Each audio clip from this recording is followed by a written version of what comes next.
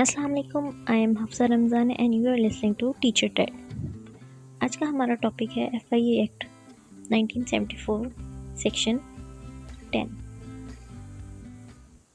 Section 10 consist of repeal. Repeal मायने कि किसी चीज़ को ख़त्म करके उसकी जगह और कुछ लाना, यानी कि जो लाज FIA एक्ट के आने से पहले पाकिस्तान में थे वो सारे ख़त्म हो जाएंगे FIA एक्ट के आने के बाद। अब इसके सेक्शन 10 के हमारे पास आगे 5 सब सेक्शंस हैं, ठीक है। सबसेक्शन 1 जो है उसमें the Pakistan special police establishment 1948 and the special police and provincial police amalgamation order 1962 hereafter refer to respectively as ordinance and the said order are hereby repealed. कह रहे हैं कि Pakistan special police establishment ordinance था और the special police and provincial police amalgamation order एक order था जो कि FIA के आने के बाद दोनों ख़त्म हो गए हैं।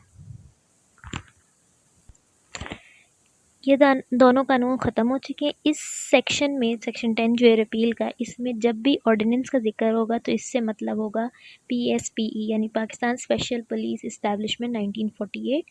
और इस जब भी इस सेड ऑर्डर का जिक्र होगा तो इसका मतलब होगा हमारे पास जो special police and the provincial police emergency order 1962 है।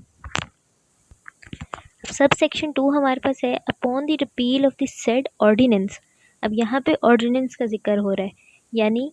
PSPE 1948 Pakistan special police establishment की रिपील जब होगी, यानी जब ये ख़त्म हो गया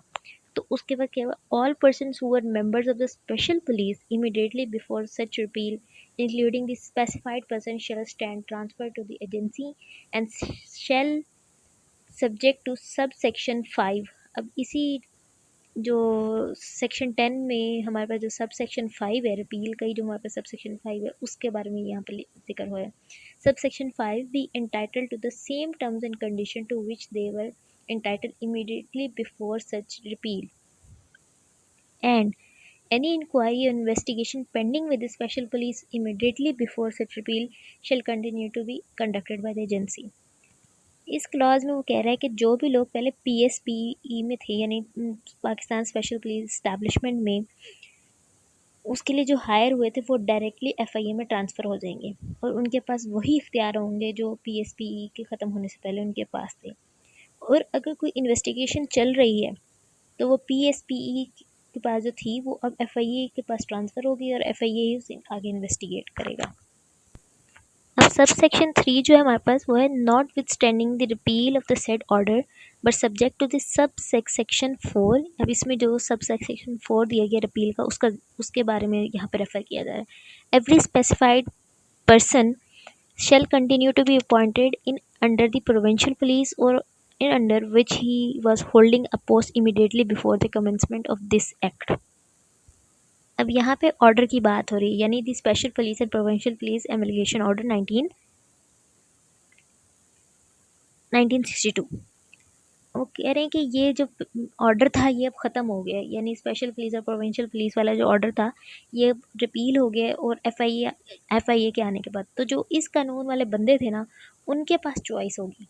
कि वो चाहे प्रोविंशियल पुलिस में जाना चाहते हैं प्रोविंशियल पुलिस में चले जाएं, और अगर वो मतलब कि उधर मुलाजमत कंटिन्यू करना चाहते हैं तो वहाँ पे करें, और अगर वो चाहें तो FIA में आ सकते हैं। अब यहाँ पे उन्होंने ऑर्डिनेंस और ऑर्डर दिए थे दो। अब जो ऑर्डिनेंस थी ना, यानी PSPE वाले जो थे पाकिस्तान स्पेशल पुलिस वाले जो थे वो तो डायरेक्ट FIA में ट्रांसफ़र हो गए वो लोग जो PSPE में थे, लेकिन जो थे SPPP यानी special police provincial police amalgamation order वाले जो लोग थे उनकी मर्ज़ी है कि वो प्रोविंशियल पुलिस में जाना चाहते हैं तो वो प्रोविंशियल पुलिस में चले जाएं, वरना वो FIA के अंदर भी आ सकते हैं। सबसेक्शन 4 है हमारे पास on the recommendation of the director general and the concurrence of the provincial government concerned the federal government may direct that such of the specified person refer to the sub section 3, यानी repeal में जो sub section 3 पहले गुजरा है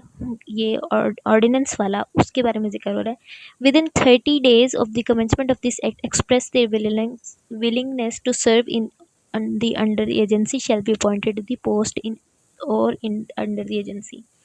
अब कह रहे हैं अगर DG FIA रेकमेंड करेगा तो जो लोग प्रोविंशियल पुलिस एफआईए में आना चाहेंगे वो आ सकते हैं। उसका प्रोसीजर ये होगा कि डीजीएफआईए मशवरा करेगा प्रोविंशियल गवर्नमेंट से, यानी फॉर एग्जांपल जो पीपीई वाले थे, पंजाब पुलिस वाले थे, एफआईए एक्ट आने के बाद डीजीएफआईए ने प्रोविंशियल गवर्नमेंट के साथ मुशावरत की और कहा कि मुझे फ़लाँ 10 बंदे जो आपके पास इस ऑर्डर में काम कर रहे थे, इस ऑर्डर के थ्रू तहत के हायर किए गए थे, स्पेशल पुलिस और प्रोविंशियल पुलिस इमिग्रेशन के ऑर्डर के थ्रू, मुझे ये 10 बंदे अपने एफआईए के अंडर चाहिए। तो जब वो ये मशवरा कर लेंगे और अगर प्रोविंशियल गवर्नमेंट मान जाती है तो वो क्या करेगी, वो फेडरल गवर्नमेंट को कहेगी और फेडरल गवर्नमेंट जो है फिर वो उन लोगों को नोटिफिकेशन जारी करेगा, उन 10 लोगों को। एग्जाम्पल के तौर पर वो जो 10 लोग थे उनकी बात, उन 10 लोगों को नोटिफिकेशन जारी करेगा कि आप हमें 30 दिन के अंदर अंदर डायरेक्ट करके सोच के बता दें कि आप इधर आना चाहते हैं या नहीं आना चाहते। अब वो ये 30 दिन कौन से 30 दिन थे, जो एफआईए के बनने के बाद के 30 दिन थे, यानी एफआईए के बनने के फ़ौरन जो 30 उसके बाद का 1 महीना था उसके अंदर अंदर आपने बता देना है।